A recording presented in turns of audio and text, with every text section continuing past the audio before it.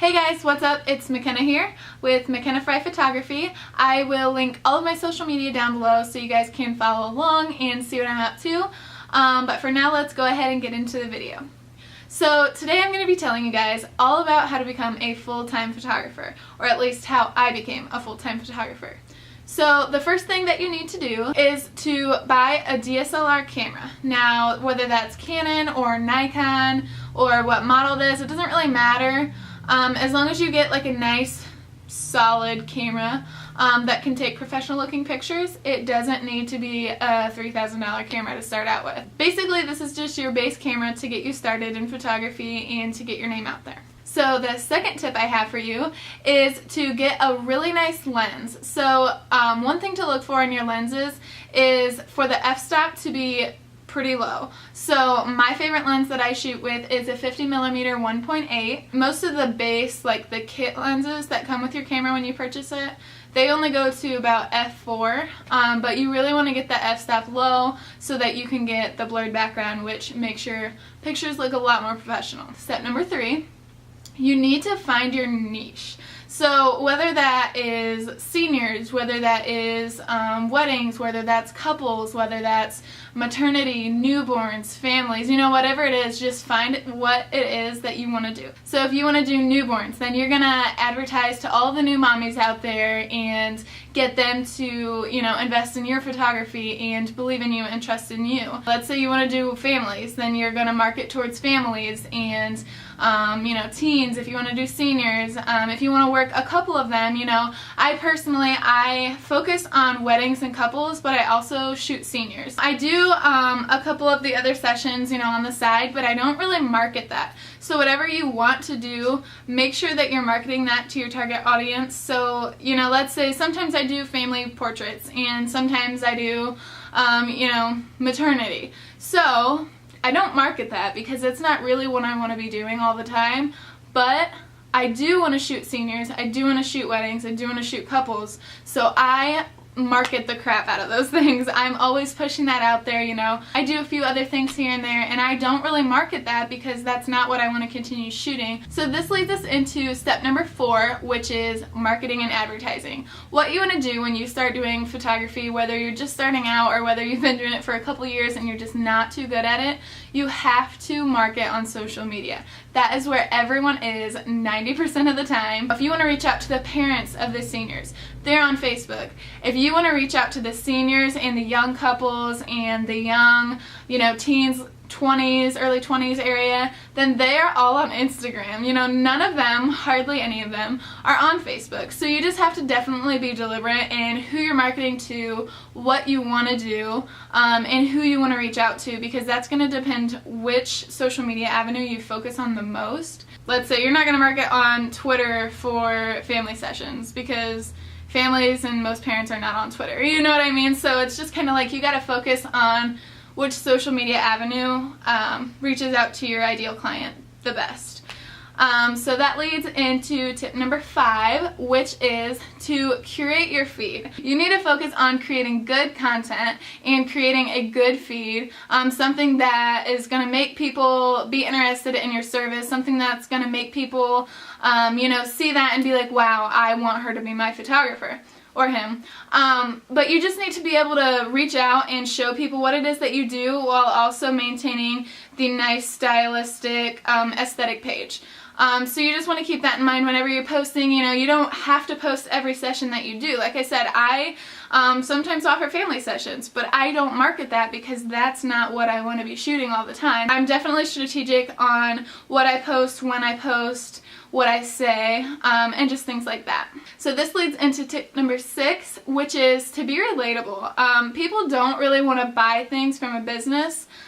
They want to buy things from a person. So if on your page you only have, oh, well, I'm charging this, I'm doing sessions here, I've been doing photography for this long, you know, like if you're just posting all the facts about you as a business and how much you charge and, you know, just all of the things that every other photographer in the world does and says, people aren't going to want to buy from you because they can't connect. Whereas if you say, you know, hey, I'm young, I am 21 years old, I am married to my high school sweetheart, I, you know, have a little puppy, I love to eat, and my husband and I love to watch Netflix. You know what I mean? Just little quirky things about you that you wouldn't necessarily think to post, but when you do, that's, you know, when I post about myself and my husband, we get the most, you know, I get the most feedback, the most comments, the most likes, not because, you know, that's necessarily the prettiest picture that we've ever taken, but because people connect with me and they see a real person behind the camera and not just someone looking to make money. Okay, that leads into tip number 7, which is to practice. You know, I know that's such a simple concept, but a lot of people, they're like, well, I want to be a full-time photographer, but I want to do it now. You know, I want to go tomorrow and just be able to quit my job. Like, it's not necessarily going to happen like that. I started photography as a hobby. You know, I just love doing it. I love taking pictures. I did pictures for free. I did discounted prices. But then, you know, you slowly start to get your style and know your worth and know that you are worth someone paying for. So just kind of evolving and slowly, you know, starting to charge a little bit more. And then you'll get to the point where you feel comfortable where you're at, you're making enough money, you know, you are making the relationships and the connections through your clients that you want to, you know, you're getting your dream clients, you're getting the bookings, you're getting enough money to sustain you and your family. So, you know, hey, my prices are cool here, you know? And that goes into tip number 8, which is do not compare. You know, Instagram is really hard to just kind of live your own life, you know, obviously you want to be connecting with other people, but you don't want to be comparing to them and being like, oh wow, they have like 100,000 followers, I'm worth nothing, I only have 200 followers. That's not the case at all. You know, followers are great and they do get, you know, more eyes to see your content and, you know, just more people just being aware of you and your brand. But it's not necessarily translated into clients. You know, you can have 20,000 followers and still only have 5 weddings booked a year. You know, so it's not necessarily like more photographers, or sorry, more followers equals more business. That's not really how it works. So just kind of staying in your own lane, growing your space, just growing your page and connecting with more people is the goal, not necessarily just to hit a certain number. So this goes into tip number 9, which is community over competition. I know it kind of goes hand in hand with the last one, but you want to support other fellow creatives. It is a hard industry to make it in, especially when, you know, if you're around a lot of people who are competing and putting each other down and trying to beat each other, you know what I mean? Like, you want to lift each other up. You want to say, oh, hey, you're just starting out photography. That is awesome. Like, good luck. You will do great. I will be here for you. If you ever have any questions, reach out to me. You know, just little things like that to kind of reach out and just kind of lend a helping hand when you know how hard it was to start out your photography business and to get your name out there. So just being kind and polite. Step number 10 is just to continue educating yourself. I am mostly a self-taught photographer. I started just researching things all over YouTube, watching videos, watching content, watching other successful photographers, and not necessarily copying them. That's a lot of times something that new photographers will start doing, is to just, you know, copy other content that they see because they see it successful.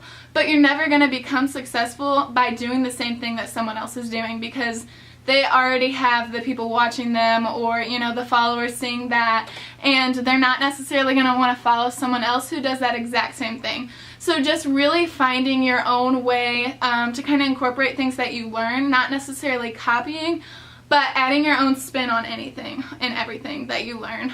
So just constantly be watching, you know, even Instagram Lives. A lot of photographers do those and they're super helpful. Going to workshops, you know, just taking the time and the money to invest in your education and become a better photographer is ultimately what is going to make you a better photographer. So I hope these 10 tips were helpful. I hope that you guys continue to come back to my page, subscribe to my channel, and just stay on the lookout for more photography related content. I don't really know what all I'm going to cover yet, but I know that I love doing YouTube. I love just documenting my life, and helping people along the way and connecting with others. So I will link all of my social media down below so you guys can follow along with everything that I'm doing. Also, if you guys have any requests on a video, any questions you want to ask, any tutorials you want, feel free to comment them down below and I will try and make a video on that. Alright, so thanks guys for tuning in, and I hope to see you over on my channel. Go click the subscribe button and watch more of my content. Alright guys, I'll see you later.